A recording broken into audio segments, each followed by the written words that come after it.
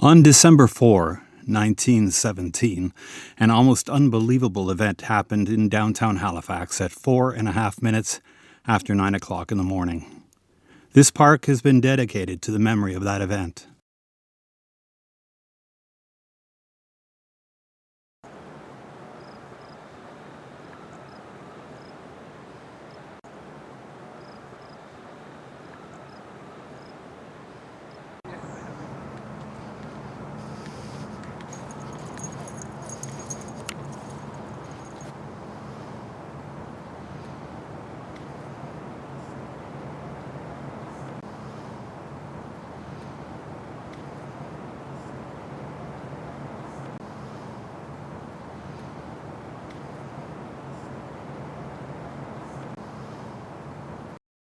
The Halifax of 1917 was a small city of around 65,000 people.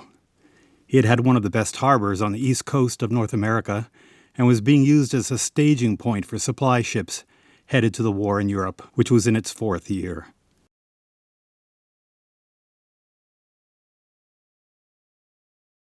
The Norwegian ship Imo was unladen and heading out to sea from Bedford Basin after coaling, and headed to New York City to gather relief supplies for Belgium. Their coal had been late to be loaded. By the time they were ready to leave Halifax, the anti-submarine nets were blocking the passage east of the Narrows. The next morning, Imo was in a hurry, and as it steamed down the Narrows, it was ignoring the 5-knot speed limit.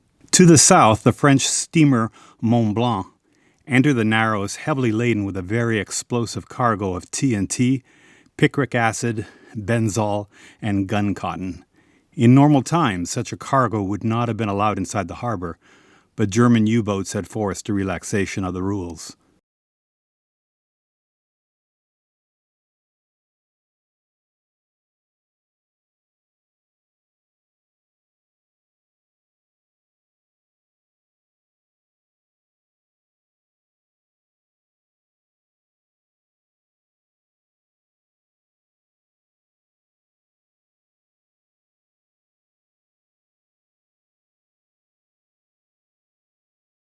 As the Imo entered the Narrows, they came across the American tramp steamer Clara, which was on the wrong side of the channel.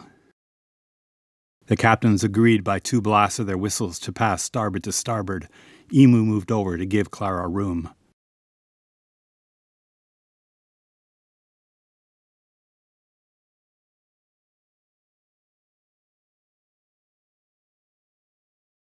The Narrows was a busy place. Mont Blanc had to avoid a couple of ferries on her way to Bedford Basin. Imo found another ship, the tugboat Stella Maris, steaming up the center of the channel. The captain of the Stella Maris noted the excessive speed of the Imo and moved closer to the western shore to keep well clear. The Imo moved over again and was now well on the eastern shore.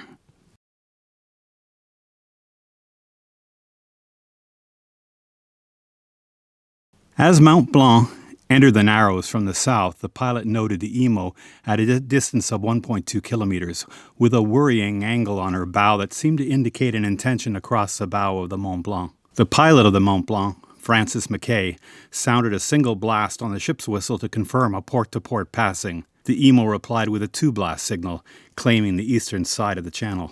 The Mont Blanc went all stop and angled a bit closer to the eastern shore.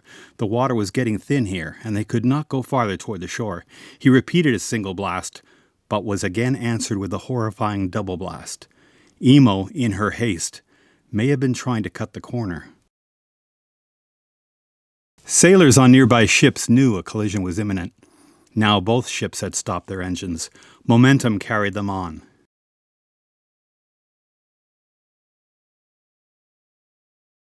Francis Mackay thought about grounding the Mont Blanc, but feared that the shock might explode his cargo.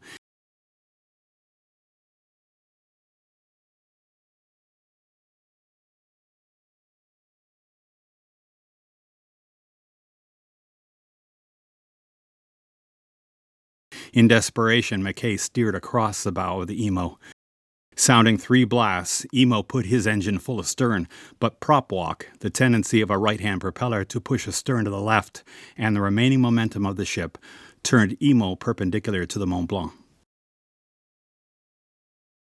Emo T-boned the Mont Blanc in a slow-speed collision estimated to have been about 1 knot.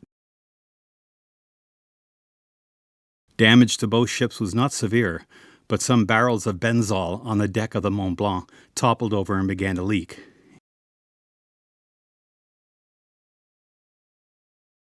Emo, still reversing, pulled away from the Mont Blanc, causing metal-on-metal sparks. It was 8:45.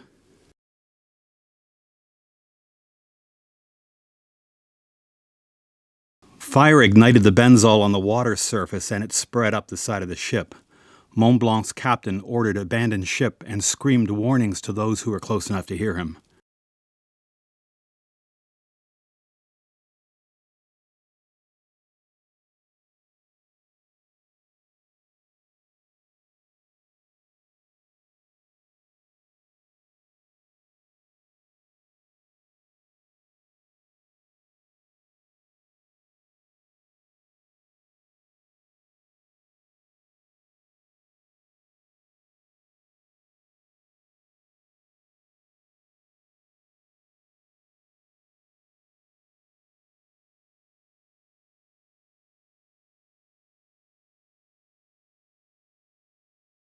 Stella Maris returned to the scene to help fight the fire with its single fire hose, but the fire was too great, and Stella Maris moved back.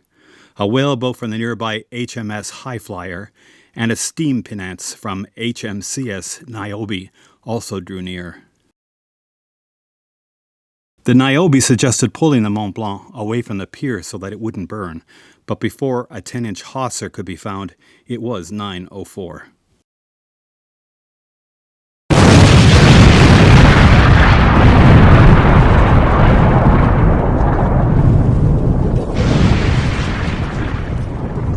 With the force of 2.9 kilotons, the Mont Blanc blew up.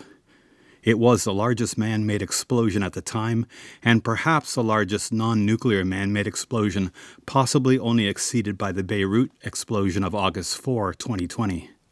The Mont Blanc disappeared. Her forward 90mm gun landed 5.6 kilometers north near Albro Lake. A tsunami wave lifted the Emo onto the Dartmouth shoreline. All seamen except one was killed on the whaleboat, everyone on the pinnace, and 21 out of 26 on the Stella Maris. In a weird fluke of fate, only one crew member of the Mont Blanc died. On shore, every building within 2.6 kilometers was destroyed, over 12,000 buildings in total. 1,600 people were killed instantly. Farther away, hundreds who survived were blinded as the glass windows they had viewed the spectacle from shattered into their eyes. Overturned lamps and stoves started fires throughout Halifax. In the north end, entire city blocks were burning. The scene was too shocking to be believed, with many victims headless or hanging from telegraph wires. A passenger train from St. John, New Brunswick had been due to arrive in town, but dispatcher Patrick Coleman knew a ship with dangerous cargo was on fire in the harbor, and he ordered the incoming trains to stop. They did, and hundreds were saved. Coleman died at his post.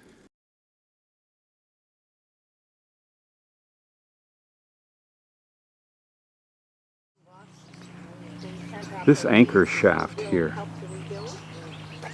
portion of an anchor, came from the Mont Blanc, and it was thrown here. We are 3.8 kilometers away from the blast. And 1,140-pound segment of anchor was thrown out here, this far. Recovery was slow. Relief efforts from all over Canada and the United States flooded in, hampered by a 41-centimeter snowfall the following day. The last victim to be found and recovered was the caretaker at the exhibition grounds in the summer of 1919, 2.5 years later.